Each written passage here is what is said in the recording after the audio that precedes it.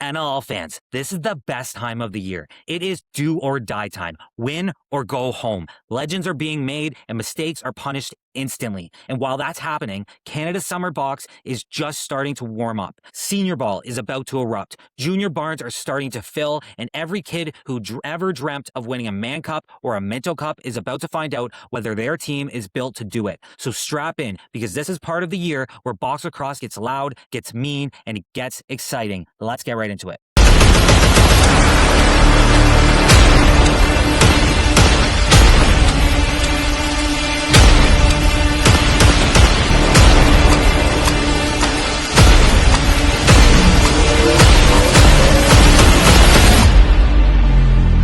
Welcome back. My name is Jake McDonald. I'm anything across, and this is the game that never sits still. As always, leave me a comment on what you want to see in these episodes or what you liked or disliked about these episodes. As well, go follow the socials, join the Discord. Love that Discord. I've had a few more guys jump in there, and it's an amazing place. Like I said, there's usually conversations going, especially on game days and stuff like that. So jump in there and check it out. All the handles will be up here on the screen. And we've got a few lines, no interview this week. We've got a few lines out there to see if somebody wants to jump on here with me. I definitely can get some people on here. We're going to get back into it. If there's anybody you guys really want to hear from, please leave it in the comments. I'll get them on. I'll reach out to them. I have no shame when it comes to that stuff. I don't care.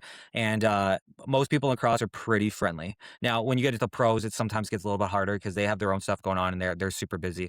But I find a lot of the media guys are on to jump on. So if there's anybody that you don't hear from, because that's the other thing. I notice sometimes a lot of these podcasts are bringing on a lot of the same people, and that's fine, because the nice thing about sports is it's always changing. So even if you have somebody it's brought on, you can always kind of still have fresh conversation. I find that sometimes it'll be like you'll see somebody getting interviewed on one podcast and be on another podcast. So I like to try to mix that up and stuff like that. With all that being said, let's get right into the episode. As always, we're going to hit 2 topics. We'll go through the week, and then I'm going to run through just a general overview of what's going to be happening here as this transition time goes on, because this is the thing. The transition time, we're into a transition where the NLL is ending. So what do I talk about, right? So right now I have to make a field lacrosse podcast, which is going to be coming out later this week. I'm going to do that probably later tonight or this week for sure, and we're just going to get caught up because the PLL is starting. I'm going to start covering the PLL. So if you guys are fans of the PLL, we got a lot of NLL players that go play in the PLL. I'm also going to be covering summer box because I love box, and at the end of the day, I watched enough field now to understand that I like box. I do want to give the PLL a full season. Now, I did give college lacrosse full season. The only thing I'm going to criticize a couple things on the college lacrosse so far. This is from me watching it or trying to be a fan of it.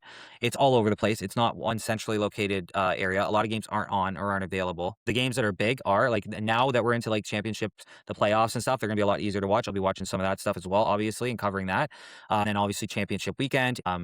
Like I said, so now I'm going to be transitioning into a lot more field because field season is coming up. So I will be doing a field podcast. I'm going to try to keep them separate. I was debating about kind of just throwing it into one podcast, and we'll see. Maybe if you guys let me know what you guys would prefer, if I did like the box stuff first and then maybe talked about the field after, or if I just do 2 separate podcasts. I don't know yet. I don't have much of a field audience, but I don't do really that much short form content on field. So I'm going to be starting to do short form content on field as we go into this, especially with the lull that's going to be with box a little bit, right? So with all that being said, what I'm going to be covering is the PLL, the rest of college that's left over. And like I kind of started, the one criticism is quality of some of the games that I watched were not great, hard to follow, even for me. And then also the availability of the games as well. Okay, so those are the 2 things that I'm going to say that are a knock against college lacrosse. Field lacrosse, again, I still would put box over field, but field's entertaining. I actually, now that I understand field, I can watch field no problem. And I would like to go see field live because I think field live would also be a lot better to watch and more entertaining because it is a little bit slower, obviously, right? With all that being said, I'm going to be covering the PLL. I'm going to be covering the college lacrosse, and then I'm going to be covering men's senior A for sure. Maybe I'll do some senior B too because I know there's a lot of good players in senior B. Probably going to stay away from senior C at least this year right now. But if there is a standout there, I might kind of go in and let's look around and see what the senior C is going through. But right now we're going to stay to senior A for the most part. And senior B. And then I'm going to be covering in the juniors. I'm going to be covering all the major junior programs. Or all the leagues, right? So we're going to be covering the BCJLL. We're going to be covering I think it's the Alberta ones, the RMJLL or something. Then we're going to be covering the OJ. Obviously, we got to cover the OJ and we'll be covering in June. I'm going to cover Junior A, and I'm going to cover some Junior B stuff too, because the Rebels get me really excited when I listen to them. My nephew is a former Rebel as well. But that kind of when I was looking at his stats, he only played 1 season there because he likes to. That's a whole other story. I can get into that with you guys in another thing. Maybe I'll have them on the podcast. Maybe that'd be a funny thing to do. Anyway, so I've got him, and then So I'm going to cover junior B because again, I know a lot of good players from what I've been seeing and stuff. The little bit I do know is that junior B's has a lot of good players in Ontario. And then I'm going to be covering out in the East Coast as well, the ECJLL, because I think it's important to cover where I am. I find that I've been coaching U13. And thank God they gave me somebody that actually knows that's a decently high level player. He played junior A and for the Rapids last year, which is the New Brunswick junior A team. He played for them last year. He doesn't want to travel this year, so he's going to play junior B in Moncton, but he's kind of one of the best. He's probably one of the best players on the team. So anyway, he's a lot better than me. So obviously he's better at showing the drills, perfecting form, all that stuff. I'm more there to just, we're coaching together essentially, right? So I'm going to let him kind of somewhat take the reins in the sense that I'm going to be like, okay, dude, like I'll just do whatever you tell me what you need. And so he's running the drills and all that stuff. I'm trying to absorb. Really nice kid. Shout out Cedric. We're going to be winning the provincials together this year for U13 in New Brunswick. So let's go, boy. So anyway, maybe I'll have him on the podcast too. They stacked my U13 team. Like when I looked at them, I'm like, you gave me these guys? First off, my son is a really good lacrosse player. Not tooting his horn or anything like that. But he's like, I've been watching him. He's been getting so much better because he's kind of starting to fall in love with it because I've watched it so much and I talk about it. So he's around here and it's just like anything, right? A kid wants to, they just suck into whatever they're around, right? They adapt to their environment. And for these kids, man, all these kids are better than me. Like I'm not like I never played growing up and stuff like that. I love analyzing the game. I love watching the game. I've definitely got to work on my stick skills. I can throw and catch for most of the time, but I can tell you I'm not like these guys, right? So I'm trying to teach like more of the newer people because I can teach the basic stuff, but all the advanced stuff. Like Cedric, he got them going behind the net, which is exactly what I wanted to work on anyway. So like, I didn't even talk to him about strategy yet. Well, we'll get into that down the road, but it's cool. With that being said, my son's a really good lacrosse player, so I'm lucky to have him on our team. He's going to be that transition. Like he's really good defensively, and he's getting really good at passing, and his shot's gotten a lot better. So I I can see him playing everywhere, and I think that it's important to have a good transition game in your thing, and everybody just wants to score goals, right? So you need somebody who can start the play, and that's kind of what I look at. Like his role on the team is gonna be more and going out there and scoring goals. Like it's just he's got a decent shot though. I was looking at his shot, I'm like, this kid's shot has improved tremendously since last year. Like he was great defensively last year, but offensively he definitely needed some work, right? So and I have a hard I try to balance it because I always ask him like, do you want me to be a coach or do you want me to be a dad? Because do you want support? Do you want me to be critical of you or do you want me to just tell you the good things you're doing? Right? Because I don't want to be I remember those coaches and I see it still happens. Right? I think there's one new kid to lacrosse, but this kid's good. Like he put a shot and I was like, did you mean to do that? And he's like, yeah, and I don't know if he actually did. Right. But he put a shot, he shoots it, it hits right between the goalie's feet, essentially, like right before it and just bounces 5 hole. I'm like, there's nobody stopping that. Goalie stick was in good position. No goalie stopping that. I'm like, you put that there, 9 out of 10 times you're going to score that goal on a goalie, especially the way that from what I've seen last year, even watching U13 here. But I can tell you, my whole point of this was the East Coast gets not enough love. It gets not enough exposure. And because I'm in the East Coast, I want to help these guys and these girls because that's the other thing I'm going to talk about in a second. But get exposure because there's a missing link. I'm telling you right now, I watch these kids and I'm going to be watching junior. So I'll have a better perspective on what I'm talking about after I watch junior and stuff like that. And especially because I'm going to go watch some live games too when I'm down there in July and all that stuff. So I'll see the games live, hopefully, as long as the season's still going at that point. I think like ILA also always have something going at that point, I'm pretty sure, at least men's.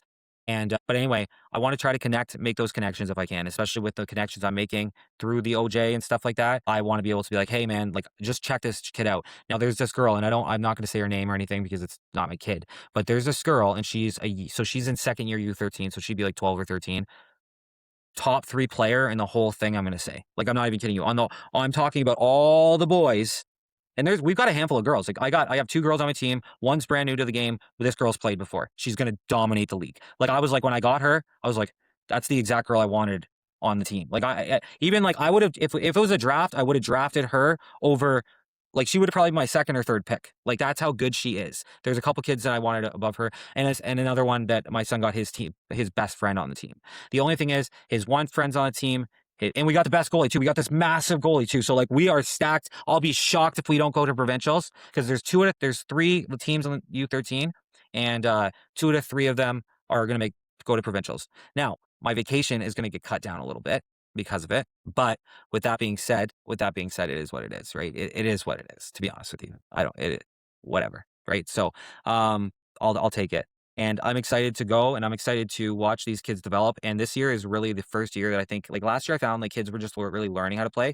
The rules have changed. I think they've made them for the better from what I've seen so far, to be honest, like safety wise. And we already played one exhibition game, just a scrimmage more than anything, just try to evaluate because every program does it better. Like I think St. John, for example, is already like they had a tournament we didn't go to, but there's a big rivalry between Moncton and St. John, which I haven't really. I kind of know the lore behind it, and if anybody wants me to talk about it, this is where it's getting really like local. So I'm not going to talk about it right now on here because I got you who fucking knows. But there's a big rivalry between Moncton and St. John. So I'm down to ride with that. I love it. I love rivalries. So when we play St. John, we'll be playing hard against them for sure. But we'll be playing hard against everybody. And like I said, my team is stacked. I got really lucky. I didn't, and this is the thing. I'm not a big like I want to win, but I'm not like if like I'm not a guy who's going to flip out if we're the worst team in the league. Like I don't care at the end of the day because I want these kids to develop. And it's not all about winning, it's more about developing and making them better players and just making better people and teaching them how to like work as a team and all this stuff. All this core skills you get from sports, not just, oh, let's go win medals, right? Now if you win, it's great. It's a great feeling,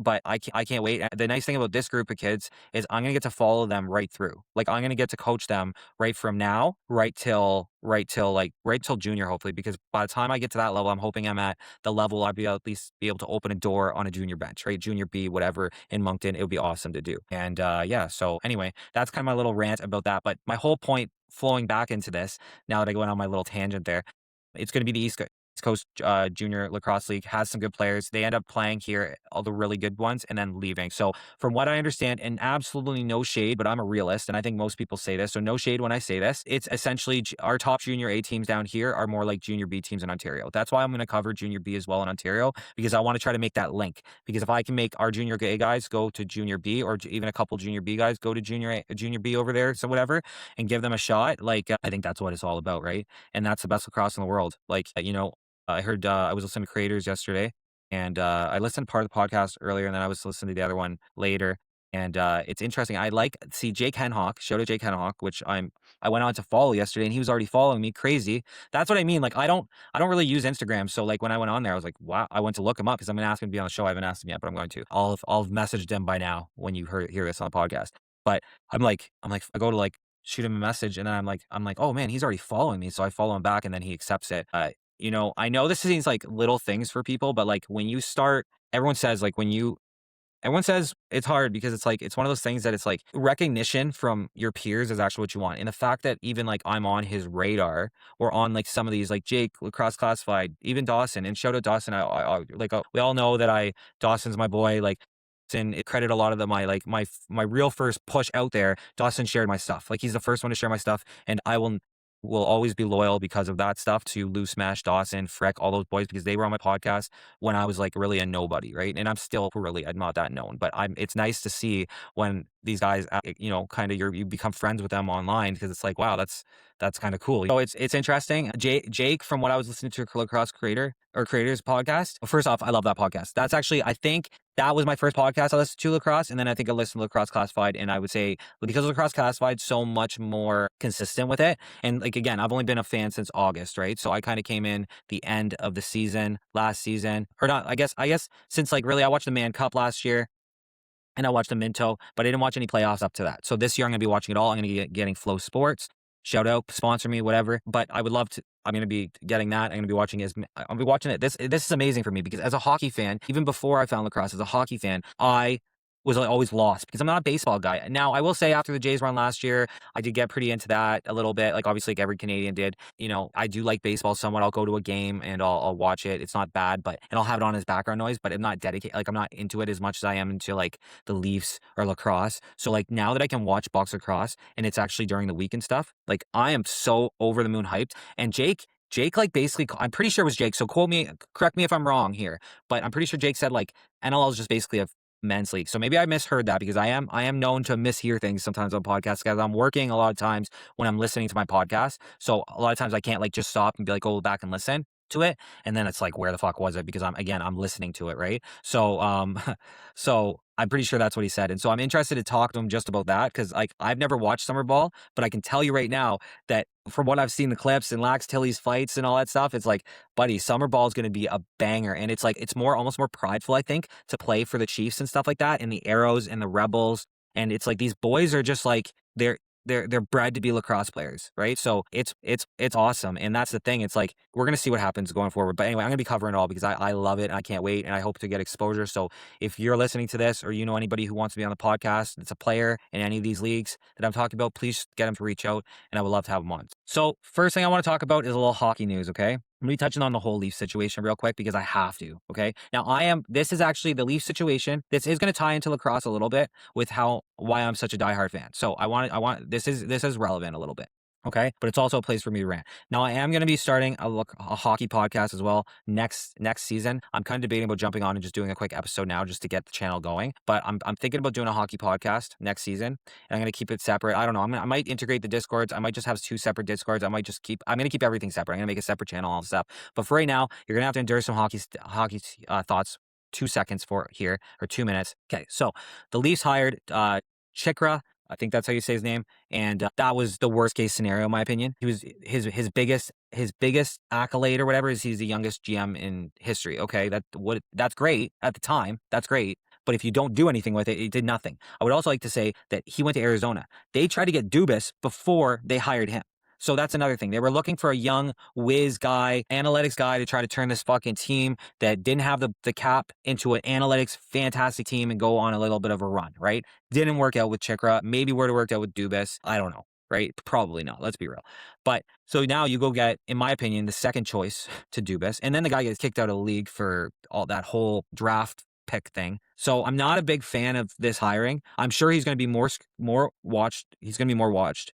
And he's also going to be probably more scrutinized. Whether GMs want to trade with him is another issue. I don't know. I don't really see that being overly an issue because if a deal's a deal, I don't think you're not going to get any favors, I'm sure. But you're also, the Leafs are the Leafs. If they want to trade, they're gonna make a trade. We have assets, especially if we start an actual rebuild. We just ended up last night, and my brother called me, and I was like, my toilet was clogged, so I was in there fucking with my toilet trying to get it fixed. It was in the pipe, so I had to fuck with it. And anyway, and my brother calls and he's like, "You have got to be fucking kidding me!" And I'm like, "What's wrong? Like, what happened?" And he's like, "You didn't see it?" And I'm like, "No." And he's like, "Leafs just won the draft lottery." I'm like, "Are you kidding me?" I'm like, "Are you fucking with me right now?" He's like, "No." And I was like, "Oh my God." So then now it's like, and then I was like, well, blah, blah. And because I was like, yesterday, I was like, we need to go into rebuild. I said yesterday with the Sundin hiring was a fan trying to appease the fans because they knew this wasn't going to be hired. This wasn't going to be a popular decision, hiring Chikra, right? And so they hired Sundin. Now I'm a big fan of Sundin. I've heard mixed things about Sundin, and I'm going to, when I go into my hockey podcast, I'm going to do this, but right now I'm not going into stats and stuff with you guys. But Sundin is like, he's one of my favorite players of all time, right now. Maybe when I look at the stats, it'll change, but I thought he gave the Leafs everything and they didn't give him enough, to be honest with you. And I'm hearing the opposite, and I'm going to look into some things, but I can tell you right now, I loved Matt Sundin, and he was dedicated Leaf for a long time. There's a reason he has a statue. I'm pretty sure he has a statue anyway. But anyway, Matt Sundin coming to the Leafs, I like that hiring, to be honest with you. I know a lot of people don't. I personally do. I think it's whatever. And like I said, I'm a fan of Matt Sundin. He's cool and collected, always, never really lost his temper. Very, very, very few, like a handful of times he lost his temper, I think, for what I know anyway. So I like that. And now and I was like, okay, well, to me, it didn't matter. I think Sundin would stay no matter what, but to me, that GM hiring is just a 2-year Band-Aid. Like, it's somebody for Pele to put the blame on when this team doesn't succeed, like they inevitably, I would have said before the draft lottery, inevitably will do. The thing is, the draft lottery changes a lot because that is a guy who can probably step in right away and make some sort of impact. Is he going to come in and be a fucking superstar right away? No.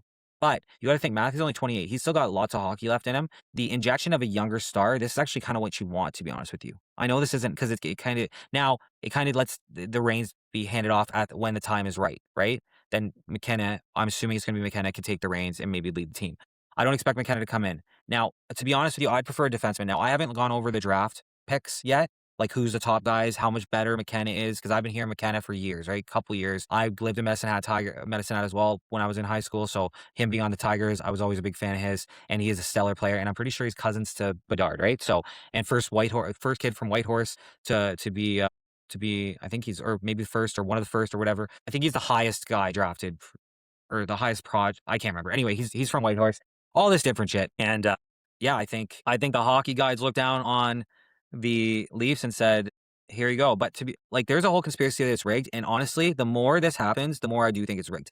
And I know, how do you rig it? I don't know, but I can tell you, every time a team really needs a new franchise guy or like an influx. It always happens. Look at Chicago with Bedard. Look at Matthews when Matthews was one. It was like the Leafs were at the lowest point they were. They were having people wear bags on their head at that point. If a lot of new fans won't remember that, I remember that. Okay, you've got now right now you had the lowest point yesterday before this draft lottery. Every Leafs fan was at the lowest point. They were. Illuminati was probably one of the only ones that was like, oh yeah, we're good, blah blah. Like it is what it is. He said positive, and I do have to get on the agree. I was pessimistic yesterday, even after this, but I want to start thinking positive about this team. You have to, because we have to start thinking positive and try to change the narrative. Power of thought, power of thought. And if every Leaf, I've heard Coach Chippy say it, I've heard Illuminati say it. I'm getting on board with this as well. You need to we need to start being better. Everybody complains about Toronto media. Let's change it. Be a positive. Let's start talking about the positives and then sprinkle in the negatives instead of just harping on the negatives and harping. Because I think a lot of Leaf fans are kind of burnt out. Because I know I was last season. I know my buddy was like, up till yesterday, I'm not even kidding you, up till yesterday, I think my buddy was done watching the Leafs, and he is a diehard Leaf fan like me. And this season, I didn't watch as many games. The last game I watched was when they played the Ducks, because I was like, I want to see if they got any heart. I love Domi. I don't want to see him go, right? There's certain pieces here that I do like. And this is the thing. Biz is jumping off and he's saying, fuck Leaf fans and all this stuff. And fuck Leaf fans and all this stuff. And I think, you know what, Biz? Fuck you, buddy. Because this is the thing. This is the thing that players don't understand, I think, being a fan and coming from a fan. I've been in this organization or part of this organization longer than anybody else has, right? Any player, any manager, any owner, anything like this. I've been a fan for 30 years plus years. And this is where it all ties into lacrosse. This is why with lacrosse, it's like I'm so picky on choosing my team, because once I'm a fan of somebody, I'm a diehard, ride hard. I'm going to get a tattoo. Like I'm a diehard fan. I have my Leaf tattoo right here on me all the time, which is why I always say I'm a diehard Leaf fan and I'm always representing, right? Biz was not a true Leaf fan, and that's fine. That's fine. I get it, right? And I get you can be a fan of the team. He's more obviously fans of like the team, the players, all that stuff. We don't want you back, bro. I'm going to tell you that straight up right now. I love Biz. I think he's great for the hockey community. I don't want him back as a Leaf fan. Fuck you. Let's go be back. Don't come running back to us when we turn this shit around, okay? So fuck you, and that's it, right? And he's gonna say fuck you to me too. So it is what it is. We're enemies now. That's cool, but I do still think he's great for hockey and stuff.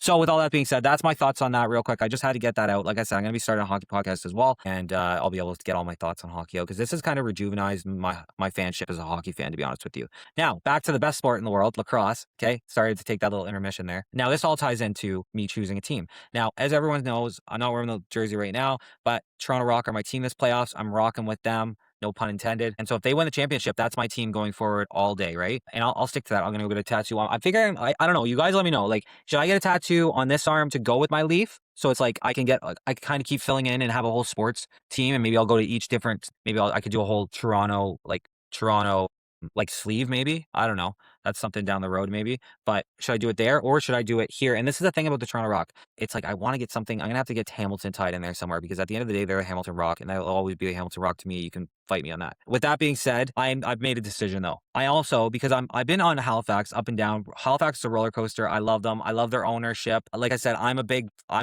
I always preach that the natives are the best lacrosse players in the world. The best lacrosse players come out of the reserves. And that's basically Halifax is not only the closest team to me, but they are the native team. They are the Six Nation team, right? I shouldn't say they're the native team because Rochester's in there as well, but they are the Six Nations team for the most part. They have Six Nations owner, and they're at least that area where I'm even from. I'm originally from Hamilton. My family's from Brantford, so like they're right there. That's the Chiefs are essentially my team, right?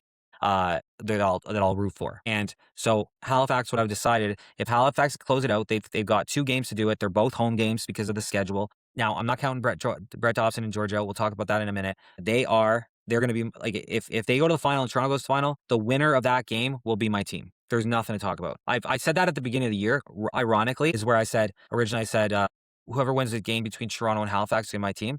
I've gone, this is what we're going to do. If they both make it to the final, whoever wins that championship will be my team. I'll get the tattoo, the whole 9 yards, and I'll get the tattoo done in the city that I'm going to. So wherever it is. So if it's in Hamilton, I'll get it in Hamilton. If it's in Halifax, I'll go get it in Halifax. That's what I'm going to do. I'll find the best kind of like a better tattoo artist, and we'll get it done. So you guys leave me some comments on who's a good tattoo artist in there. So let me know that. More than likely, it's looking like, ironically, funny enough, it's looking like I'm going to have my team at the end of the year, and I don't even care. I think, honestly, the roller coaster that Halifax is taking me on this year, I just feel like that should be my team. And then Toronto, the way they've scrapped and scraped, and they've rebuilt so fast, and they've got such a young core, and they've got more players coming in. I'm pumped to be on that fan base too. I'm a big Nick Rose guy. It's my hometown where I grew up, so it makes a lot of sense. So it's basically been down to these two teams anyway, all along. And what a better way to choose my team than the championship if the both teams make it. Like that's fate, guys. That's fate. The second topic of the week is box lacrosse. It seemed like Lax Tilly bring this up, and shout out to Lax Tilly. He's been on the podcast. Love that guy. Lax Tilly, actually, he's the only one. I might cut this later. Lax Tilly's the only one that I've ever offered like co-host of my podcast to. Right? I'm on the fence about getting a co-host on here because I think that for me, it's just like I can sit down more when I feel like recording rather than I'm going to feel like I'm going to sit down and have to record because that's a time we both carved out. So I don't know if it would be better, but with that being said, when you talk to people, you can kind of figure it out. There's certain people I wouldn't offer it to because obviously they've got their own stuff going on or whatever. But Lax Tilly, he's got that personality. I'm telling you right now, I love that kid. And he's got a personality that would be perfect for doing what I do. I think we could back and forth together a lot. So I'm open to a co-host, but I'm not like out there blatantly looking for somebody. If somebody right came along, I would co-host with them. I would bring them on and have them as a co-host, but they have to be the right fit and they have to bring what I don't have, which is connections, and they still have to have a personality so they can, you can be witty. I love Frick, right? Like obviously he's on Loose Mesh, and that's why I think that he's the perfect guy for stuff like this, right? And so that's kind of somebody that I would be looking for too. A little bit of grittiness and a little bit of stuff like that. And Lax Tilly is a funny guy, and I get along great with him. So shout out to Lax Tilly there, boy. But he's too busy, so unfortunately he can't co-host with me. But the offer honestly would still stand whenever he would want to take it. And like I said, there's very few people that I would even offer that to because I'm 47 episodes deep and I've done this by myself and I enjoy doing it by myself and I enjoy doing the podcast. And I don't have to compromise on anything. So if you bring somebody in, you are going to have to compromise the ideas a little bit and listen to suggestions, which I'm open to, but it is something to consider and you have to bring in the right person for it, right? So with all that being said, it'd be a big commitment or it'd be a big choice to bring somebody over. So shout out to him, but box lacrosse in college, box lacrosse in the NCAA. I think that is a great idea. And he was sharing that idea and he got a lot of pushback on it, obviously. But I think it'd be cool. And I think that if it would help get exposure to the game because a lot of Americans don't even know what box lacrosse is. And it's a more exciting version of lacrosse. But even if you don't think so, even if you like field, you're going to like box. You could think field's better still because I've heard there are people that think that, which is fine. And so, but you're still gonna like. I like box, but I also like field. You can like field, but also like box, right? So and just like field a little bit more. But I think it'd be awesome to see box lacrosse in the NCAA, especially in like a Michigan or something like that, like in these diehard hockey communities too, right? And then I think it would grow the sport huge, and I think people would come out and watch it. Like people are like, who would even go out and watch that? Like I think that there'd be quite a big crowd if you put it in the right markets. Do an 8-school season, see how it goes. See how that goes, and then go from there, right? So, and it might be net positive. Most sports aren't. I'm not going to lie though. Well, I was just seeing an NCAA thing, and I think the only thing that really makes money is football. I think everything else kind of loses schools money, but it's more for exposure and all that kind of stuff. Right? And I mean, if other schools are going to offer it and you don't, then that might attract really high talent to go to other schools, right? So that's another thing. So that's all I'm really going to say about it. Just I think that box lacrosse in college NCAA would be awesome. I think it'd be great for the sport. I think it would be great for the NCAA. I think it would also be great for development. And then we could just be the NLL could be the feeder league for it, right? It's a perfect system that would help. Like it's like you have the PLL who recruits from college, which makes sense. If the NCAA had box lacrosse, the NLL could then just pull from their pool players for the most part, and then also pull from the summer leagues and all this stuff. Like I said, we all know how I feel about that, right? So they should be feeder leagues. But I understand it's such a hard thing, and I get it. I do understand the history and the culture and all that kind of stuff as well. So I do understand that point of view, and I mean but I just don't like how it's an amateur league, and how you have there is the argument. As much as I love the Chiefs, I think they're awesome to watch. I'm a fan of them. I think it is kind of it's definitely a league that there's only a handful of teams that are actually competitive, and I know that's like I know I'm not gonna say I know somebody who said that and they got a lot of pushback, like nobody's trying to win, blah blah. And it's like what I'm trying to say is it's an unlevel playing field, and everybody knows it. And it's just like it's like everybody knows it, but nothing gets done about it. And they keep trying to like slowly pick away at it, but it's like just give the Chiefs an NLL team and be done with it, boys. Well, they're not gonna make any money. I don't think they care. Like I don't think they care. Like do they make money now? Like you know what I mean? No, obviously, like the ILA is not big enough for an NLL. Well, I mean, realistically, why not, right? Like you pack that barn, it is what it is. Like I don't know what the ILA. I know that it would definitely have to be bigger. Don't get me wrong, an expansion or whatever. But it'd be cool to see an NLL team as Chiefs. Like I think, and I know I know that would never happen, but I think that's the only way that you're gonna get. You would honestly need to give the Chiefs one Then the Sam Billy's another one, and probably Peterborough one or whatever. Like, and that's the thing. This is where you get messy, right? But never know. Ottawa to Peterborough, maybe, right? Like maybe Ottawa doesn't succeed there. Philly goes to Montreal, and then Ottawa goes to Peterborough. Who knows, right? I don't know. I'm just spitballing. There's no actually. That's just me bullshitting, guys. But where the fuck did I go on this? I am so all over the place today. Okay, so that's my whole point, though. I just think college box cross and college lacrosse, box lacrosse in college would be amazing. I think it'd be cool, and I hope they do pilot it eventually, but we'll see. And Lax Silly's getting it going. I love getting the conversation going, so why not? We got 3 games this week, so we are into the second round of the NLL playoffs. Now, as much as I'm excited for these games, it sucks because the season's coming to an end. You know, I love this sport. I love the NLL, and this is my first season of watching the NLL fully. Last season, I came in halfway through. Nobody that I seen was doing content. I jumped on and started doing content, and here we are. It's crazy. It's crazy. Like from where this time last year, guys, I don't think you understand. This time last year, I was sporadically doing content. I was watching the NLL playoffs, and the NHL playoffs and stuff like that. I didn't have a podcast. I didn't have a Discord. Like, it's crazy to think what I've achieved or what I've created in a year and what I'm going to do in 5 years. What I'm going to do, because I'm not going anywhere. I love this sport. This is, as much as I'm like, oh, as much as you guys just heard me ramble on with the Leafs and how diehard I am of them, and now I've kind of been revitalized as a fan a little bit. I still think box lacrosse is better than hockey. I still stand by that. I will watch box lacrosse over hockey now. That's just me personally. And I know maybe a lot of people, maybe most people aren't like that. If you would ever told me hockey wasn't going to be my favorite sport somewhere along the line here, I would have been like, what are you talking about? So my favorite sports are box lacrosse, hockey, MMA, football probably is 4th, I would say. I like football a lot too. And then 5th would be like basketball, I guess. Kind of random. Anyway, let's get into the games this week. So we had 3 games this last weekend. I thought Toronto was going to sweep. Surprise, surprise, they didn't. Most teams don't sweep, but it's going to be interesting to see what happens this coming weekend. So let's talk about the games that happened on the weekend first. So we had a game Friday night, we had a game Saturday night, we had a game Sunday night, which I liked. I like the space. I think that's awesome.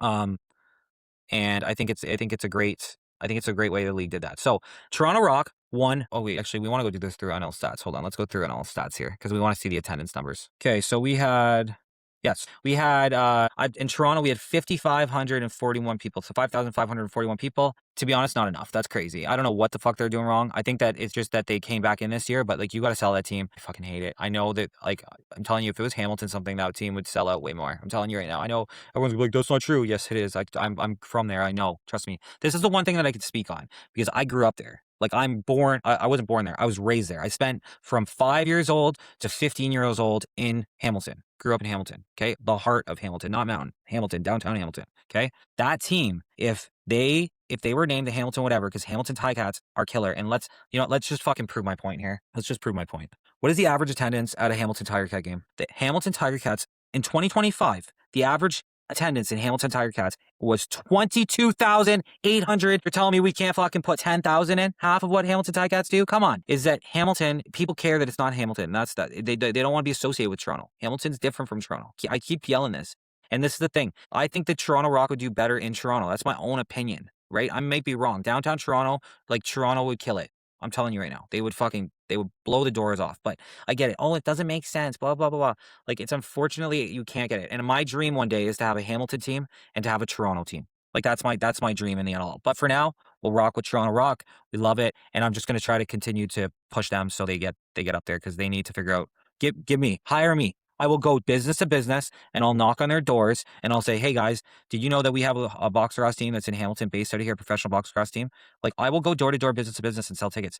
Pure commission. Don't even pay me a base salary. Pure commission. I'll do it. Just hire me because whatever you're doing isn't working. Whatever you did this season didn't work to get fans in. That's not enough. 5,500. We need 7,000 minimum. And you guys just did that renovation. Like, there needs to be 7,000 fans in there.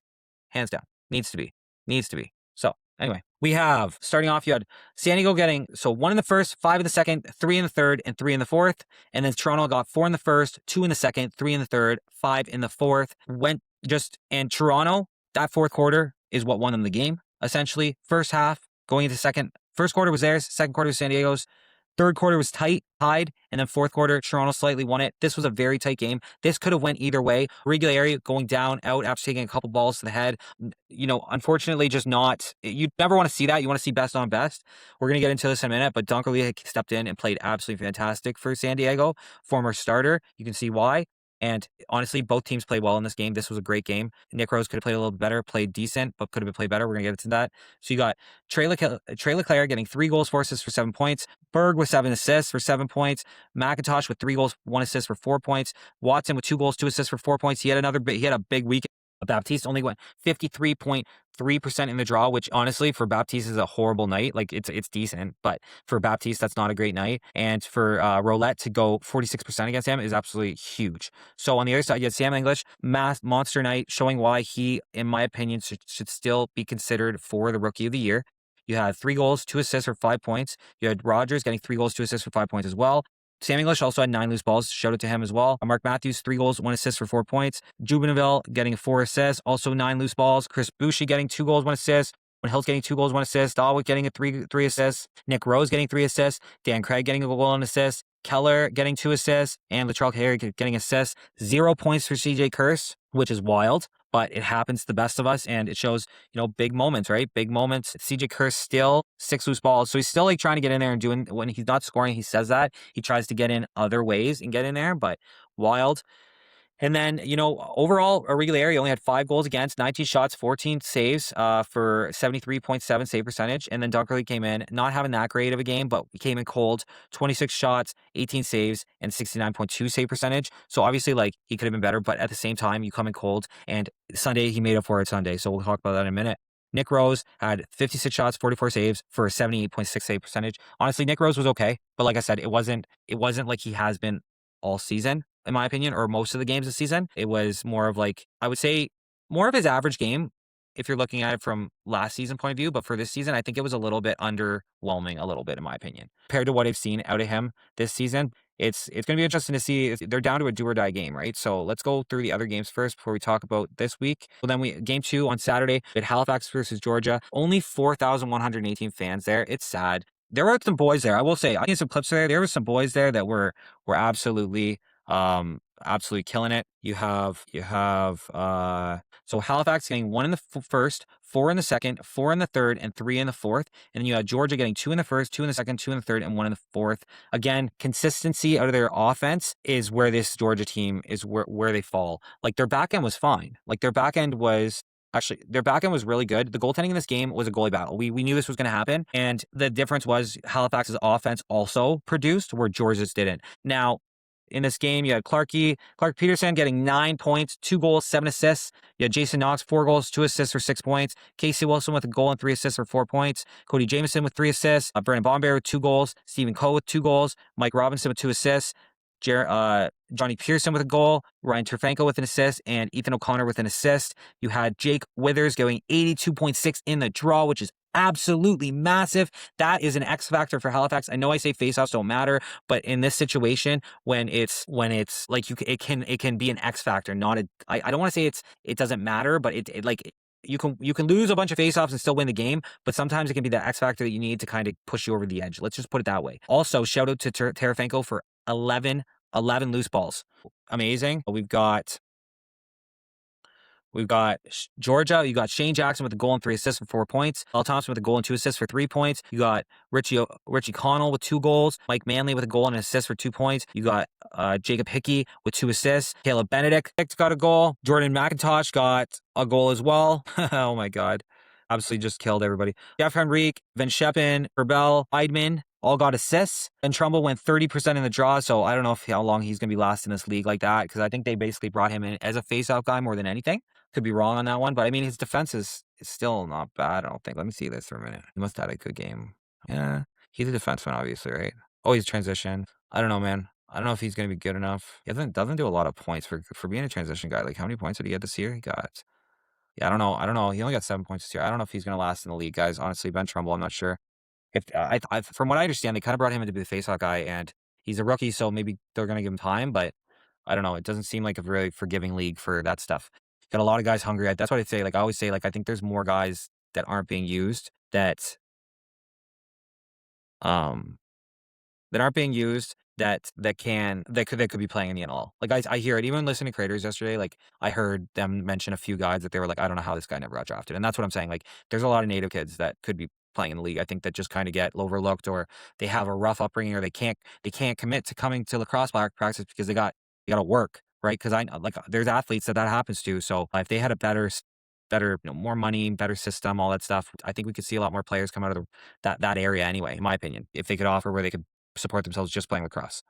Even if that was just like a house, here's a house and all that stuff. But sometimes these guys have a lot of a lot of kids young and stuff. Hey, I'm a young parent myself. I'm not throwing shade on that at all. I had my first one at 21. But when you have a kid young, it changes your priorities. You can't be selfish. You have to go take care of your kid, and that's the reality of it, right? So, and in goaltending, anyway, you had Warren Hill with 42 shots, 35 saves for an 83.3 save percentage, and your Brett Dobson with 64 shots, 53 saves for an 82.8 save percentage. Like you can't make this up, guys. Halifax peppered Del Bianco. Halifax peppered Brett Dobson.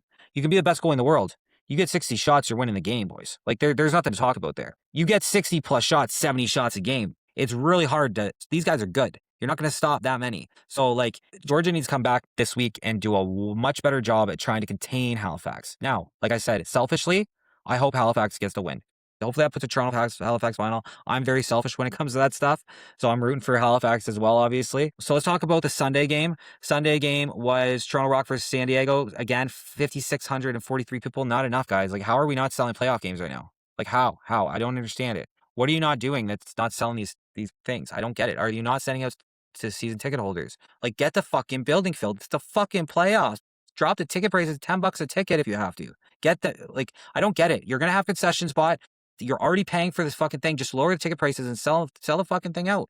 Like, I don't get it. Like, I'm not understanding. I'm going to have to look into what they do for marketing, and I'm going to create, maybe that'll be a series I do, grading each team on how they market. Let's just fucking call them right out. So you had Toronto getting 1 in the first, 0 in the second, 1 in the third, and 4 in the fourth. San Diego got 2 in the first, 2 in the second, 4 in the third, and 3 in the fourth. Honestly, guys, I'm going to tell you right now that the goaltending in this game was really, really good.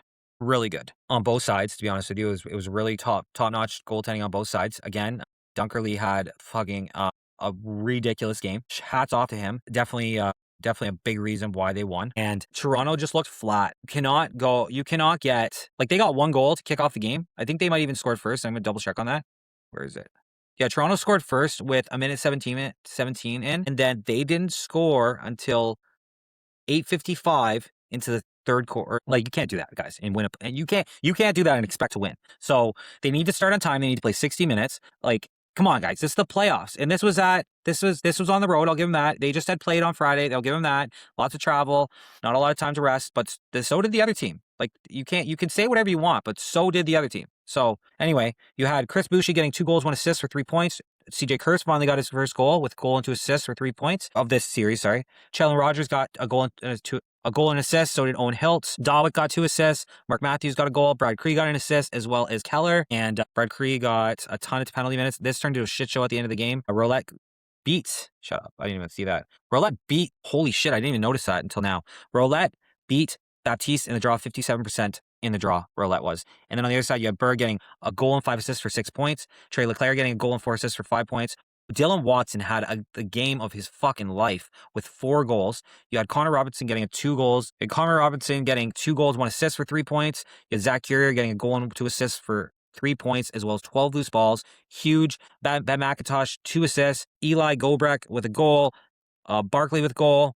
And Trevor Baptiste going 42.9 in the draw, which is weird. And then they won, which is faceoffs don't matter, obviously. Like I said, first off, Dylan Watson, amazing game. But Zach Currier, man, this guy is like the unsung hero. This is another guy, and I say this about Withers in Halifax.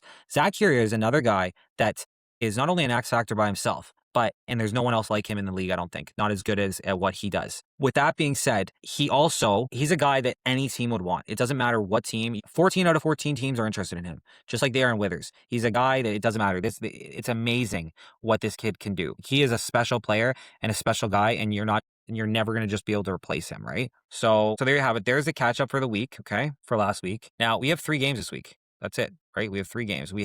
So here's where I'm going to get into a little bit of a bitchy fest here. So we have Georgia and Halifax starting at 6 p.m.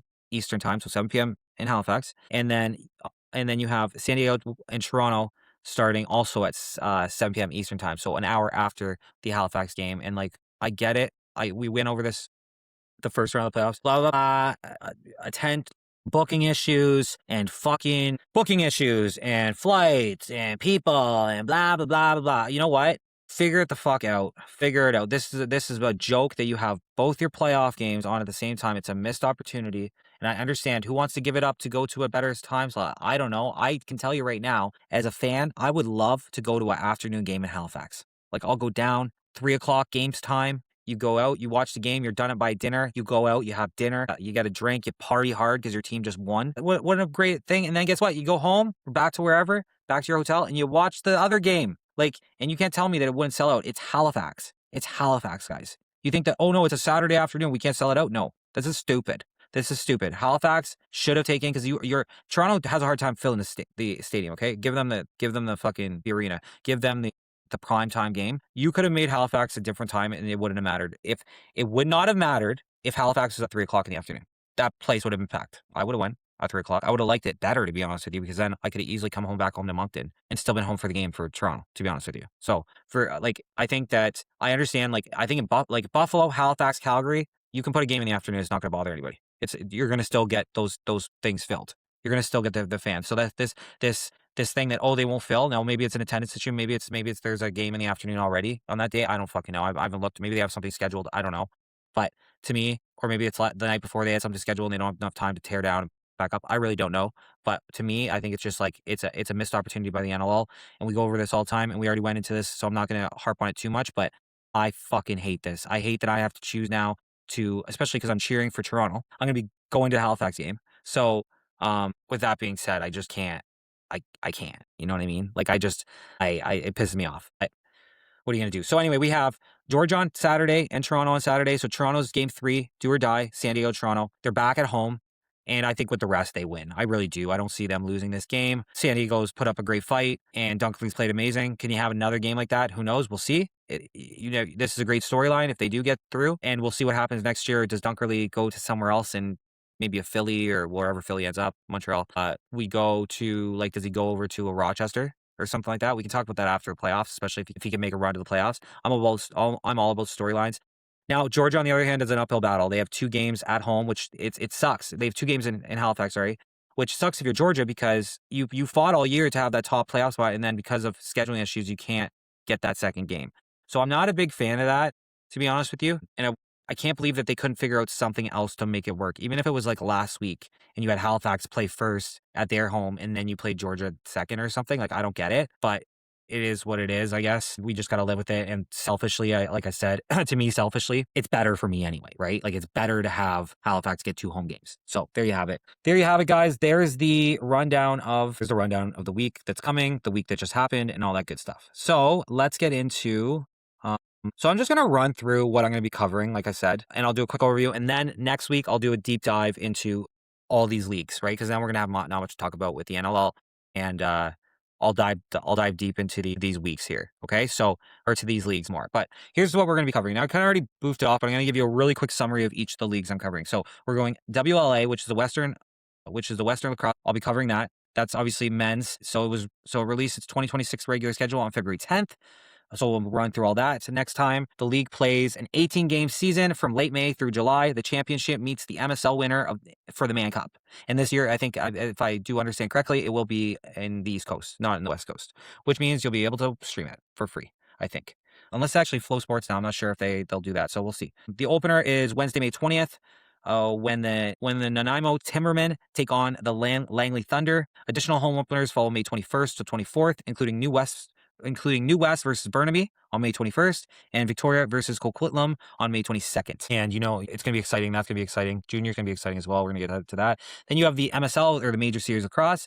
Peterborough Lakers schedule release. It was March 5th. Provides a good parameter for the league. So whatever. I'm going to cut that. So anyway, the schedule was released March 5th. Their home opener is Thursday, March 21st against the defending Mann Cup champions, Six Nation Chiefs. Peterborough versus the Chiefs. That's going to be a banger, boys. That's going to be a banger. I can't wait to watch that one. The MSL plays an 18-game season. Each team meets the other six teams 3 times. I like that. I actually really like that. That really shows that, who's the best team and who's the worst team. I think that's a fair way to do it. The first round of the playoffs will be a best of 5. The final remains the best of 7. And this is what I mean. I already like this league a little bit better just because of that, to be honest with you, because I love the long series games. And what's the issue here? So the argument in the NLL is not to have this is that that they can't handle it. Their bodies are too much. Blah blah blah blah blah. They only play 18 games. That's excessive. Why is in summer ball is it okay? Can someone explain that to me? Because I'm missing something here. So first off, I love that you get the West Coast champ and the East Coast champ come to a and this has obviously been going on for a long time, but come together and play for the Man Cup, which I did end up doing. If you go back way back in my content, I do have history of it, but this year I'll do the same thing. I'll do another history lesson on the Man Cup when we get there. And I mean, like, these are amateur leagues, remember this, but these guys do get paid from the rumors that I've heard and everything, and I know they do get paid. And also, they also have like all the NLLers. Like last year's Salmon Bellies versus the Chiefs was like an NLL All-Star game, an NLL All-Star series, right? It was amazing. I loved it. So those are the 2 men's leagues we're going to be covering. And then we're going to do junior A lacrosse across Canada. Here's what we're going to be covering. So you got the OJLL, which is the Ontario Junior Lacrosse League. The OJLL expanded to 12 teams when the Elora Hawks were accepted into Junior A on February 9th, which was a bit of a shit show. Hawks president Chris Redwood said the move gives Center Wellington players way more opportunity and allows local talent to compete at the highest junior level. Elora's season opener is May 16th against St. Catherine Athletics in Elora, and I've heard Elora is a banging building. I've heard you have to go see an Elora game. It's like on like one of the lists of games you have to go see, or where you have to watch lacrosse get played. Is Elora's one of them, and they'll play an 18-game regular season and also face St. Catharines on the road May 20th. So kind of like a back-to-back. That's cool. Then you got the league's 2026 schedule. The league's 2026 schedule indicates games between around mid-May. Okay, I don't know. That means nothing. So it'll start around mid-May as well. So obviously that's like you're looking mid-May. You're looking at week and a half or so. About a week and a half that'll be starting. Then you got the BCJALL, the British Columbia Junior A Lacrosse League. I don't know why it's not just the BCJLL, but okay. You have March 6th. So the season begins May 15th. Opening weekend features Port Coquitlam Saints, which we love those guys, versus Coquitlam Adanacs at 7 p.m. in Coquitlam. So first off, I've had, 3 of their players on the podcast. So we're definitely rooting for them this season. They've gone to the Minto twice, I think, now. And I can tell you, those guys won a Minto. They're not fucking around this year. So I wouldn't be surprised if they're already training together and everything. Like wouldn't surprise me one bit.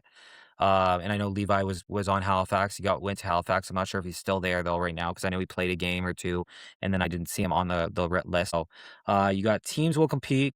So teams will compete through May, June, and July for a spot in the Minto Cup. Yeah, so that doesn't matter. Then we've got the RMLL Junior A, which is the Rocky Mountain Lacrosse League, and the RMLL season starts Friday, May 15th as well, and the season ends July 12th, 2026. Just play 16 regular season games, unbalanced home and away, okay, on Wednesdays, Fridays, Saturdays, and Sundays. That's probably just for travel, to be honest with you. Playoffs run July 17th to 26th, and a best of 5 if the Blizzards are involved. Okay, I'm not really sure what that means, but okay, we'll look into that. With provincial finals August 1st through 9th and the Minto Cup hosted in Calgary August 16th to the 23rd. So realistically, I might need to go to the Minto this year. I'm not sure. We'll see. Maybe I'll get invited. Who knows? Then you got the East Coast Junior Lacrosse League. East Coast Junior Lacrosse League is in the Maritimes, so where I am. So I'll be definitely checking out some. We're gonna definitely be going to some Rapids games for sure. So the ECHL website so the season begins May 2nd. That's like preseason games. Regular season is between the 8th and the 11th. So actually it's going to be coming up here.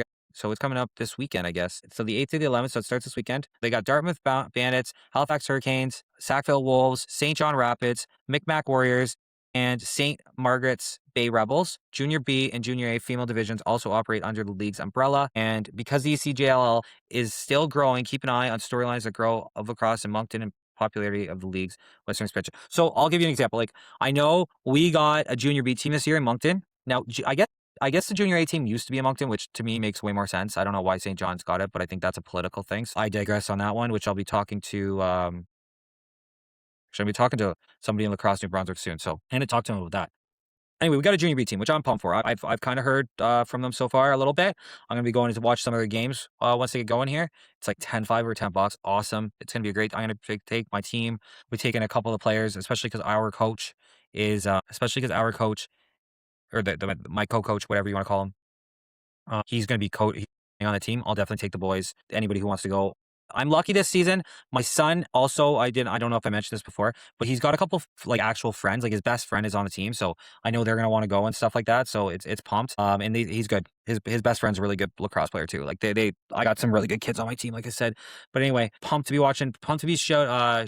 I'll get some Maverick merch. I'll rock it on the podcast, and I'm hoping eventually we do get a junior A team. Maybe the Mavericks can turn into a junior A team eventually. We'll see, because I can tell you right now, there's about 2 or 3 players that played for the Rapids last year that came to play for that played for the Rapids last year that they're now playing for the Mavericks because they just don't want to travel as much. And I mean, it's a lot of travel. You got to think, guys, like St. John's about an hour and a half away. You got to go to practice probably once or twice a week. Plus, then you're traveling for games. So it's a big commitment.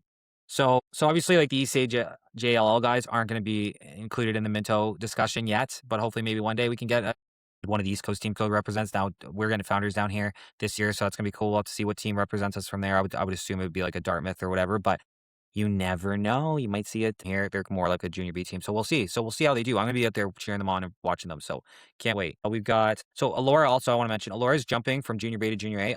Everything I've heard so far, this isn't an issue. Like nobody's really worried about this. So, and the other thing that I always hear too is that the West Coast game's more of like a faster, speedy game, and the OJ is more of like a hard hitting league a little bit. And I mean, if you know where their players are coming from, you can understand why, because it's a rough and tough game. Trust me, they have the skill to back it up as well. Don't get me wrong. And then the weird thing about the Alberta League that I'm noticing already is that it has an unbalanced schedule. That must be for travel. And they obviously, I think Winnipeg joined that league this year, if I'm not mistaken.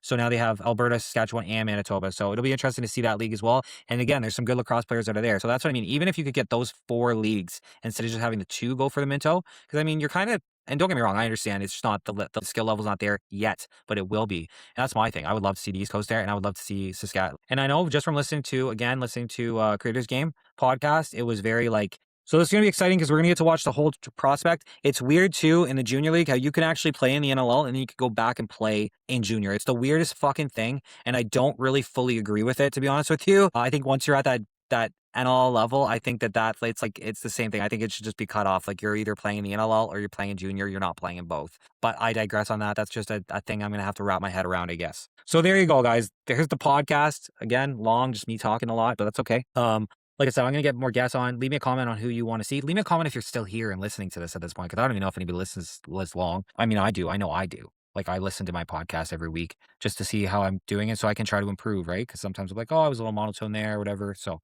with all that being said, hopefully I didn't ramble too much, and it's getting exciting. I'm pumped to see this weekend's going to be great.